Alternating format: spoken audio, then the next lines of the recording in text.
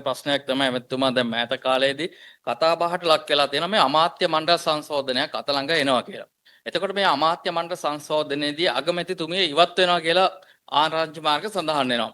නලින්ද ජයතිස්ස වන ඔබ අගමැති ධූරය සඳහා සහ කවුද මේ අනිත් අමාත්‍යවරයා විමල් රත්නායක අමාත්‍යවරයා අගමැති ධූරය සඳහා තෝරාගෙන ඇති බවට තොරතුරු සමාජය තුළ කතා බහට ලක් වෙන ඇමතුමා මේකේ සත්‍ය අසත්‍යතාවය මොකද්ද? අමාත්‍ය මණ්ඩල සංශෝධනයක් වෙනවද? අගමැතිතුමිය වෙනස් වෙනවද? ඔබ අගමැති වෙනවද?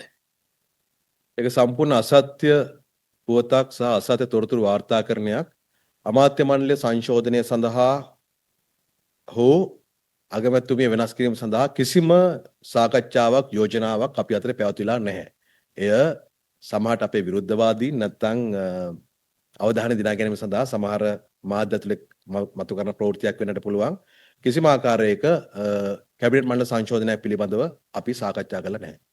අමාත්‍යතුමා සඳහන් කරන්නේත් ඉතින් අමාත්‍යවරුන්ම තමයි සංශෝධනයක් ළඟ වෙනවා. අමාත්‍යතුමා මේ දැන් මේ පෞගේ දවසක මේ කියන්නේ රජයේ නොවන මේ කියන්නේ පුද්ගලික මාධ්‍යයකින් ප්‍රචාරය වුණා මේ අර කේලිය රමුක්කල්ල අමාත්‍යවරයා විසින් පෞගේ කාලේ ගෙන්නපු අර හියුමන් ඉමියෝග්ලොබින් කියන මේ ඖෂධය සම්බන්ධයෙන් දැන් ඒකේ අර ඉන්දියාවෙන් ගෙන්වන ඖෂධයේ තියෙන ඒක සෞඛ්‍ය ආරක්ෂිත බව තහවුරු කිරීමත් එක්ක මේ ප්‍රවෘත්ති නිකන් පළවුනේ මේ හරියට මේ ආණ්ඩුව මේ බොරුවට මේ අමාත්‍යවරයා මේ හිරේ දාගෙන ඉන්නවා වගේ තමයි අපිට නිවුස් එකෙන් තේරෙන. ඇත්තට මේකේ තත්ත්වය මොකද්ද?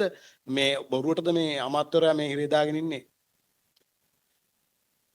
ඉමියුනෝග්ලොබින් සමානයි කෙහෙලි රඹුකැල්ල හරි කෙහෙලි රඹුකැල්ල සමානයි ඉමියුනෝග්ලොබින් නෙමෙයි.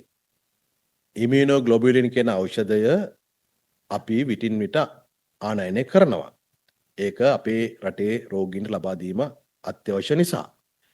හැබැයි කෙහෙලි රඹුකැල්ල අමාත්‍යවරයා විසින් සිදු කරපු දැන් මේ නීතිය ඉදිරියේ පවතින නඩුව කියලා කියන්නේ ඉමියුනෝග්ලොබියුලින් ඖෂධය කියන නාමයෙන් යම් ඖෂධයක් මේ රටේදී හදලා අපේ රෝහල් පද්ධතියට එකතු කරලා තියෙනවා. ඒක තමයි ප්‍රශ්නේ. ඔබ මේ ප්‍රශ්නේ හොඳට දන්නවා.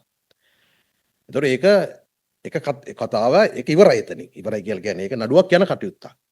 හැබැයි ඊට පස්සුවත් අපි ඉමියුනෝග්ලොබියුලින් ගෙනාවා. මොකද මෑතකදීත් අපි කැබිනට් මණ්ඩලයේදී ඉමියුනෝග්ලොබියුලින් ගෙනීම සඳහා කැබිනට් පත්‍රිකාවක් සම්මත කරා.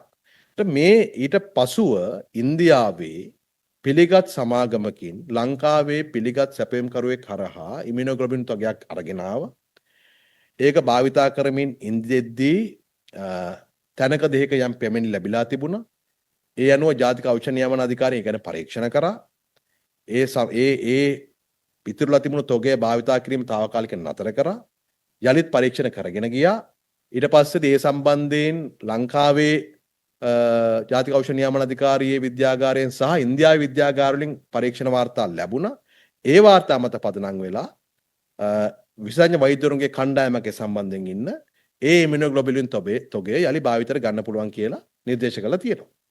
දැන් මේ කිසිසේත්ම අර කෙහෙලිය රඹුක්වැල්ලට සම්බන්ධ ඉමියුනෝග්ලොබියුලින් කතාවක් නෙවෙයි. මේ වෙන ඉමියුනෝග්ලොබියුලින් ඊට පස්සේ අපි ඉමියුනෝග්ලොබියුලින් ගහලා තියෙනවා. රෝගීන්ට දීලා තියෙනවා. ඒ රෝගීන් ඒකට ප්‍රතිචාර දක්වලා තියෙනවා. නමුත් එක්තරා මාධ්‍ය නාලිකාවක් අතර මම ඊටම කනගාටුයි කියන්න විශේෂයෙන්ම මාධ්‍ය වාර්තා කිරීමේදී ජාතික ආරක්ෂාව මහජන සෞඛ්‍ය වගේ සංවේදී විෂයන් වාර්තා කිරීමේදී කාටත් මාධ්‍ය ආයතනවලටත් පුරවැසියන්ටත් වගකීමක් තියෙනවා. මේ මාධ්‍ය ආයතනය බොහොම පැහැදිලිවම ඒ කියන්නේ කාගේවත් වොයිස් කට්ටයක් හැටියට නෙමෙයි.